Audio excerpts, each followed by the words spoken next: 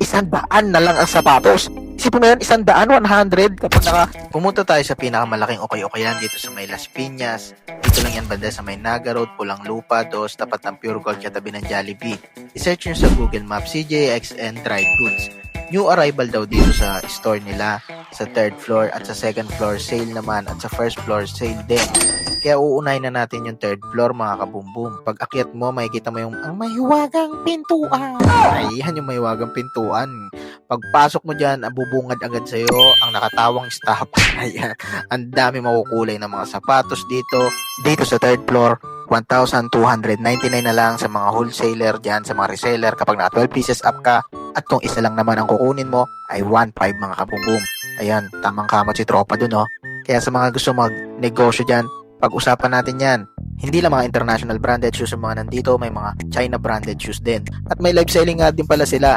I-search nyo lang sa Facebook page nila, CJXN Shoes Ukay-Ukay.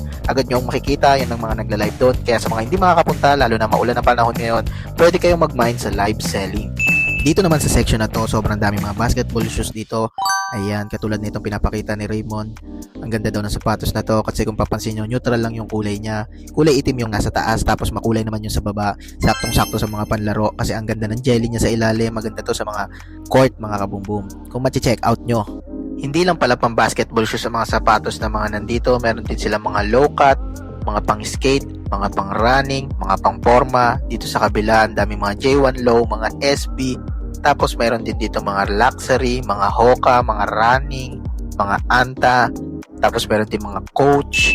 Ayan, may LV rin dito mga kabumbum.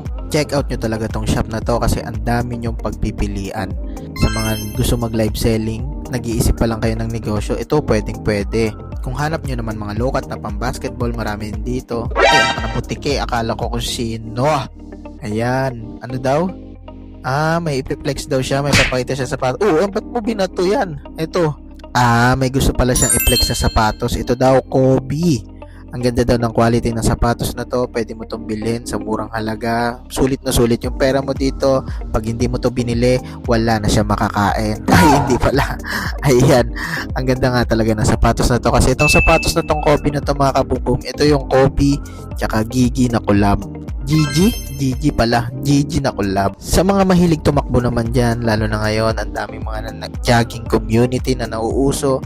Maganda itong mga klaseng sapatos na to kasi kitang-kita ka talaga sa gabi. Lalo na itong Nike na to, itong parang Gatorade, orange na sapatos. Para ka talagang naka-glowing in the dark niyan kapag tumatakbo. Kaya check out mo to dito sa shop. Marami rin pagpipilian na iba't ibang klaseng sapatos dito. Meron ngang neon green, Mountain Dew Tsaka ito, may mga J1 din sila dito. Tapos, dito naman sa section na to, mga pang basketball shoes, mga pang forma, katulad na lang nitong hawak niya. Niyan. Ano ako papakita sa inyo mas malupit? Eto, Jordan 13, Igat Game, nilabas noong 1997. Ay, solid pala tong sapatos na to. Simula pa pala 1997 to. Hanggang ngayon, buhay pa. Ay, hindi naman. Ibig sabihin ba, nire-release pa rin yung sapatos na yan mga kabumbum. Kaya i-check out nyo, yan yung last dance na sapatos na sinuot ni Jordan mga kabumbum.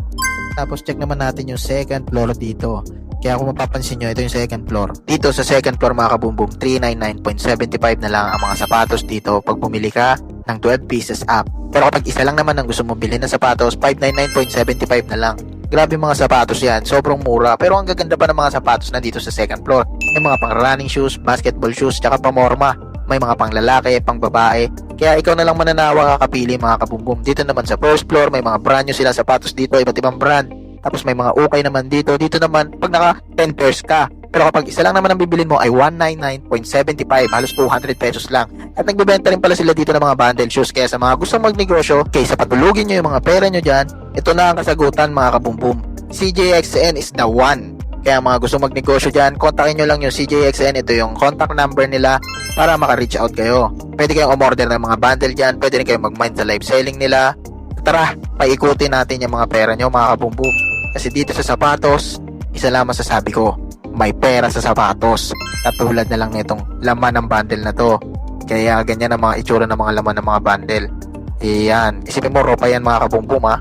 Pero kapag nalinisan mo yan, solid paldo ka talaga.